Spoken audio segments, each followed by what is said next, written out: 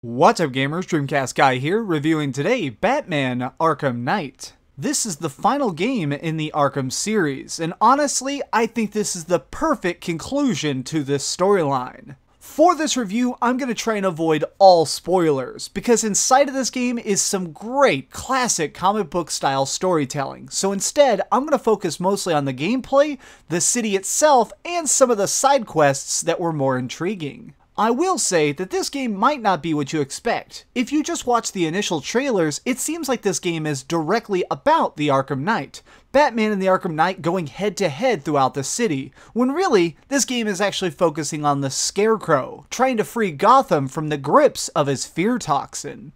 Longtime fans of the series are going to notice how expansive this game is. By far, this is the biggest Arkham game yet. You can see that they fully use the power of the PlayStation 4, Xbox One, and PC. You can actually climb to the very top of the tallest tower and glide all the way down. You can drive through the streets in the Batmobile and just see the neon signs reflecting in puddles.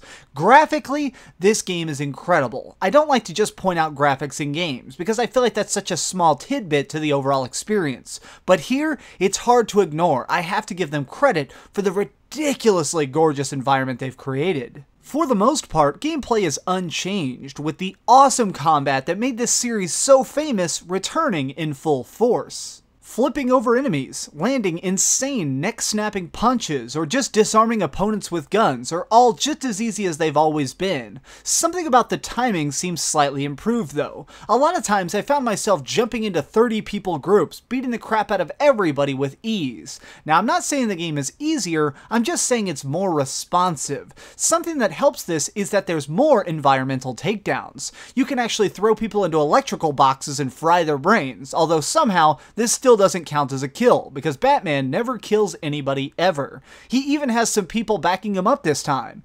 Catwoman, Robin, Nightwing, these people will jump in from time to time, helping you do some team takedowns and even helping out in certain boss fights. Along with the improved fighting, they've also made subtle changes to make the sneaking segments a lot more fun. In some of the earlier Arkham games, I noticed sometimes the guards would just stand around. They would just have their back to a wall and wait for 10 or 20 minutes for Batman to show up and beat the crap out of them.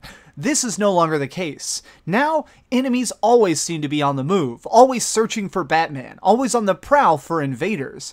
This makes things a lot more fun and also a lot more scary. Now, you are going to have to stay one step ahead of the game.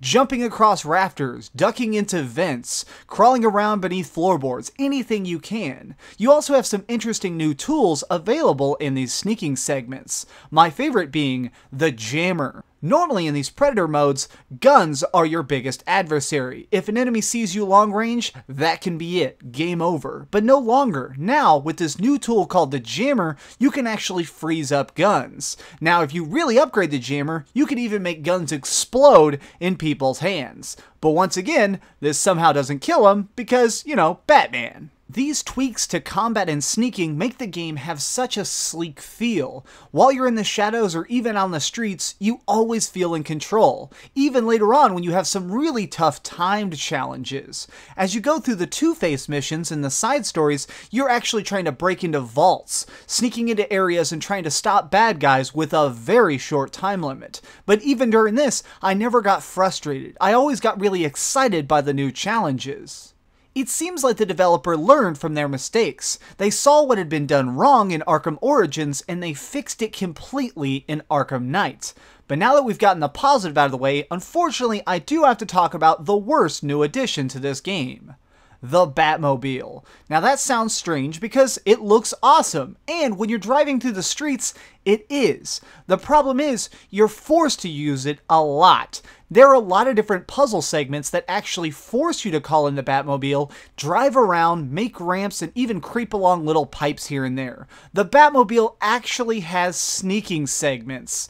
So when you're in the Batmobile, if you hold the left trigger, this puts you in tank mode. This is where you can shoot at all these different robot tanks in the city, which you'll be doing a lot.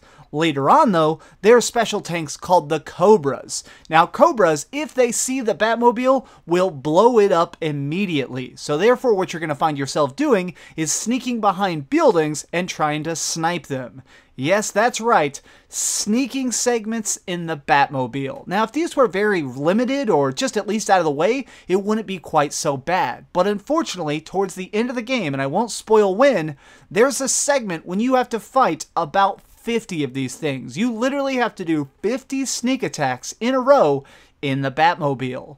Luckily, you don't have to do it while wandering around in the street. If you want, you can just glide from building to building, using your grapple hook and the awesome new flight mechanics to be the most Batman you can be. But if you're playing through the main story, which is about 12 hours long, you will be using a lot of the Batmobile, which can be fun or extremely detrimental. Just the forced use of it at times killed the awesome environment of being the Batman.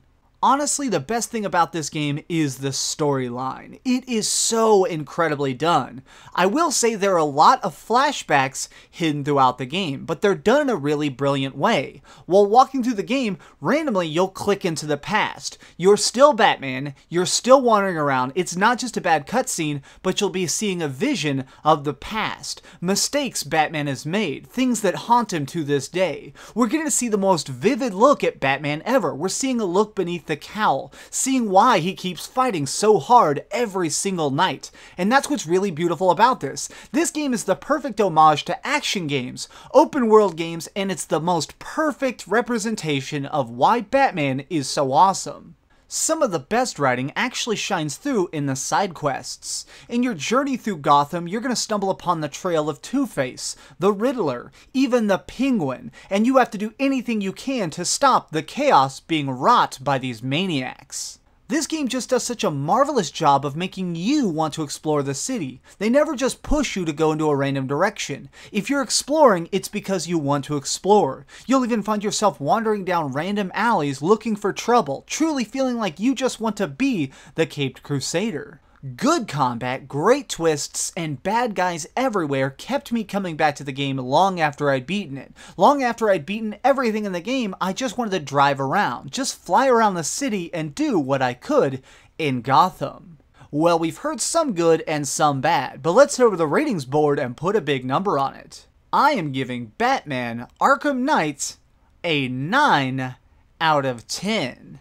If you've ever played any of the Arkham games, I highly recommend this. This game is just incredible. It had me at the edge of my seat the whole way through. The two biggest detriments is I think they could have done a lot better with the Batmobile, and I think they could have done a lot more with the Arkham Knight character himself. They make it seem like he's this elusive ninja tracking you down, and when you find out who he really is, it's just not really a thing. It's kind of just fizzles out and you keep on moving. But despite those tiny flaws, this is an experience that I know I'm going to be revisiting. I know I'm going to be coming back to Gotham again and again. Thanks so much for watching, guys. This has been DreamcastGuy. If you enjoyed this review, please subscribe for future reviews. Share it with your friends, give it a thumbs up, but do me the biggest favor of all and keep dreaming.